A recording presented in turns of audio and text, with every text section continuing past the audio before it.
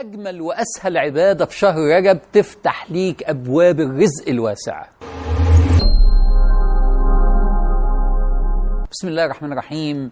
شهر رجب، كل سنة وانتم طيبين. بدأنا الأيام الغالية، بدأنا الشهور الحبيبة إلى الله وإلى رسول الله صلى الله عليه وسلم. شهر رجب في عبادة سهلة جدا جدا جدا، وعبادة قلبية تعملها بقلبك. العبادة دي تفتح لك أبواب الرزق بشكل عجيب جدا جدا. إيه العبادة دي؟ حسن الظن بالله.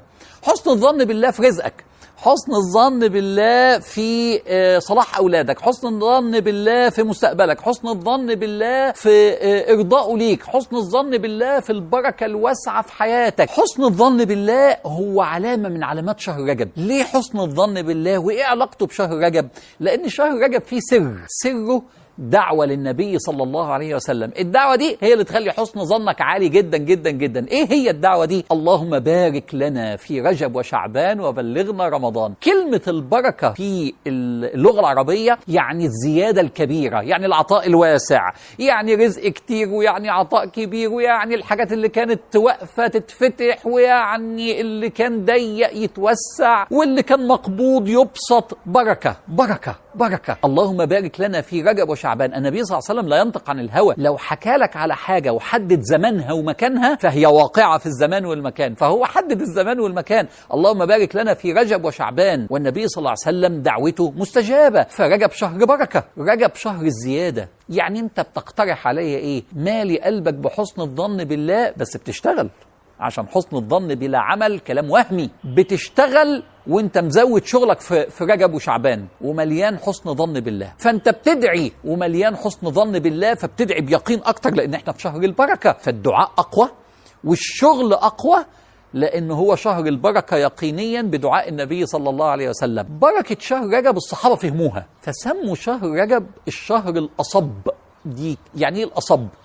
يعني الصحابة لما يتكلموا عن شهر رجب يقولوا رجب الأصب الذي يصب الله فيه الخير صبا على عباده. تخيل الصحابة فاهمينه ازاي؟ لأن النبي دعا بالبركة. والله يا جماعة لو بدأت تركز في رجب وشعبان مع اجتهاد في العمل واجتهاد في الدعاء، سترى كيف يصب الله عليك الخير صبا من حيث تحتسب ومن حيث لا تحتسب. كل المطلوب مني ايه؟ جهد، بذل جهد في الشغل، دعاء بقوة بيقين، وقلب عامل ايه؟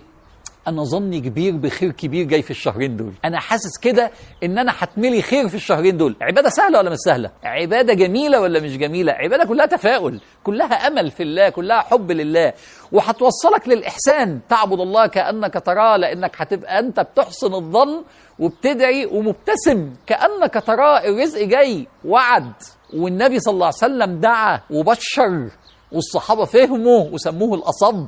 النبي قال بارك لنا في رجب، وربنا جعله شهر بركة، والصحابة سموه الأصب.